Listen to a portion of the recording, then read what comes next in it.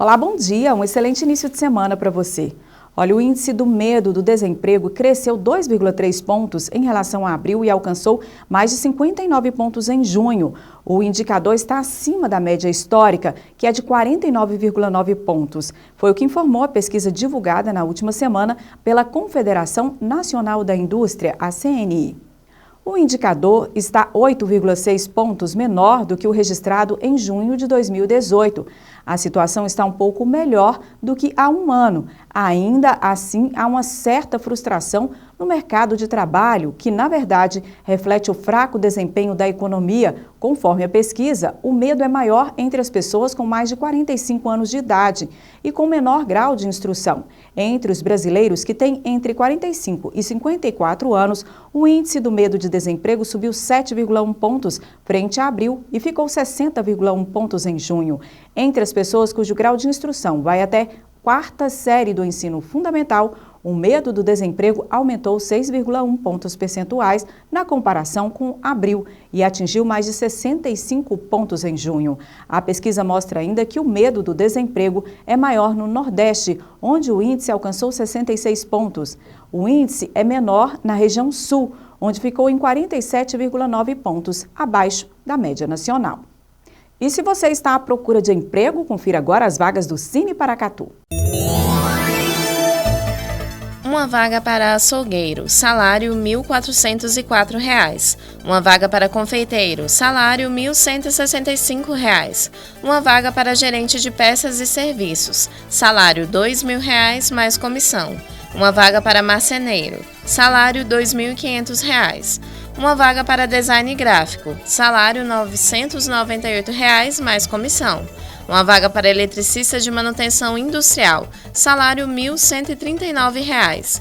Duas vagas para frentista, salário R$ 1.139. Uma vaga para mecânico de motor a diesel, salário R$ 2.000. Uma vaga para operador de equipamentos de máquinas de construção civil e mineração, salário R$ 1.695. Duas vagas para operador de moto niveladora, salário R$ 2.060. Uma vaga para sushi man, salário R$ 1.200. O Brasil deve registrar até o fim de 2019 600 mil casos de câncer. A informação é do INCA, o Instituto Nacional de Câncer. Uma das formas de se prevenir a doença é melhorar a qualidade de vida. Destaque do Saúde em Foco de hoje. O crescimento desordenado das células que invadem tecidos e órgãos. Câncer, uma doença que assusta, mas se diagnosticada a tempo, a chance de cura é maior. Alguns tipos são mais comuns em homens e mulheres. Os tipos mais comuns de câncer, tanto no Brasil quanto no mundo, No homem, o primeiro em incidência em novos casos por ano é o câncer de próstata. Lembrando que não é o tumor que mais mata, ainda é o câncer de pulmão a principal causa de mortalidade no homem. Isso muito relacionado à questão do tabagismo, que a gente precisa também de fazer um controle eficaz. E nas mulheres, o câncer mais comum é o câncer de mama e ainda é, sim, a primeira causa de mortalidade, até pelo volume de casos que a gente tem de câncer de mama entre as mulheres no mundo. Algumas medidas da nossa própria atitude, como ter uma alimentação saudável e se exercitar pelo menos 3 vezes por semana, podem ajudar na prevenção à doença. Uma melhor qualidade de vida pode diminuir a incidência de alguns tumores. Nós temos trabalhos científicos mostrando que isso reduz o risco de recidiva de câncer de mama, por exemplo, mais até do que alguns tratamentos medicamentosos.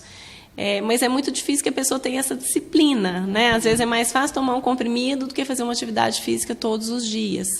E a eficiência disso, não só em relação à prevenção do câncer, mas também de outras doenças cardiovasculares, infartos, AVCs. Então, a gente agrega a saúde de uma forma integral, fazendo essas medidas que melhoram a qualidade de vida.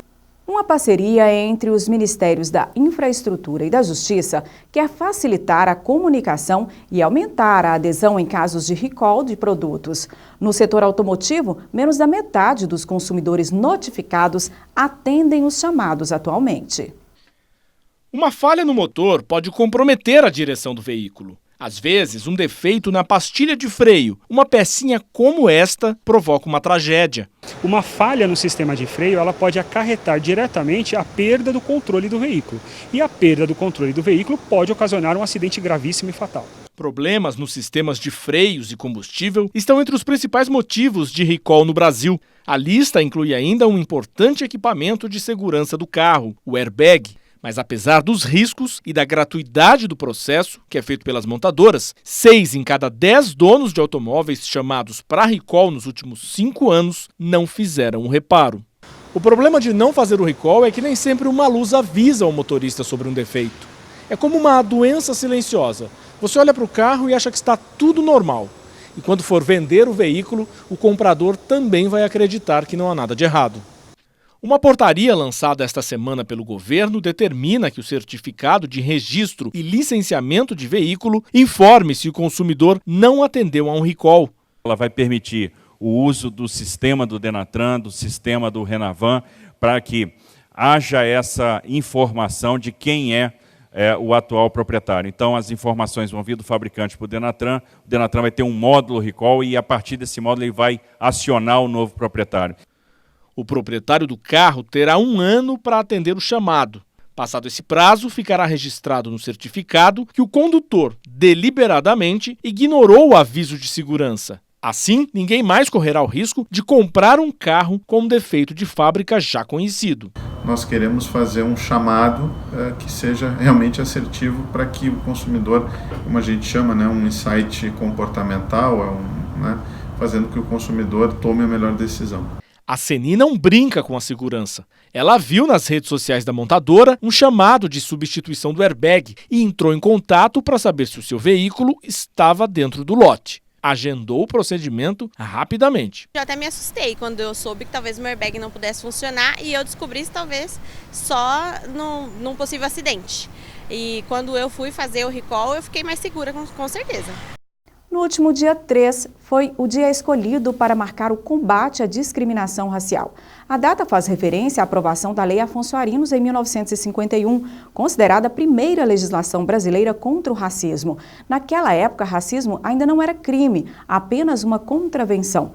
Apesar disso, o crime ainda é pouco denunciado e cada vez mais comum, principalmente nas redes sociais. Depois de 2 anos vivendo no Brasil, o Jonatas experimentou uma sensação que nunca havia sentido em Moçambique, na África: o preconceito racial. Eu peguei o metrô entre as 10 e 11 horas aqui no metrô Santana. Tinha uma senhora branca do meu lado, um companheiro mais claro. Eu entrei e sentei do lado dela. Assim que eu sentei do lado dela, a fisionomia dela totalmente mudou.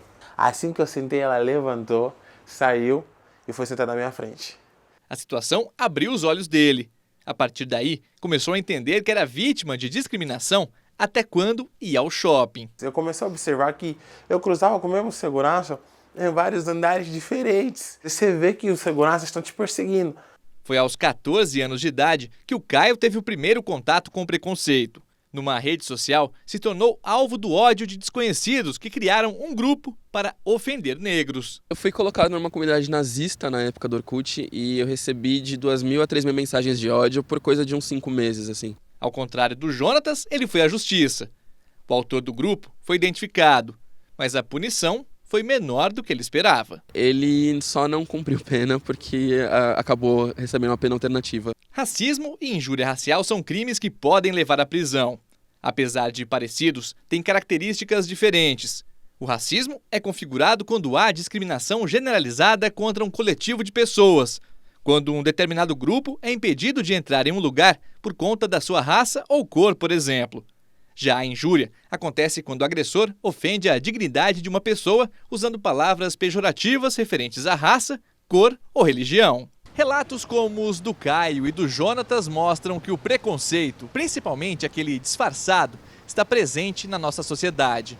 Mas o número de denúncias à polícia ainda é considerado pequeno.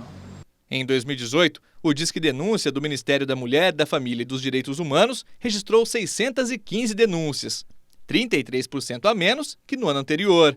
Em São Paulo, a Delegacia de Crimes Raciais e Delitos de Intolerância registrou 192 boletins de ocorrência no ano passado. Denunciei um pouco porque tem receio de que aquela denúncia não vá para frente, não seja investigada a contento, de forma eficiente. E por que isso? Porque a maior parte dos crimes de racismo são momentos muito rápidos, fugazes, praticados verbalmente e a gente, para conseguir levar a bom termo uma investigação, a gente precisa de provas.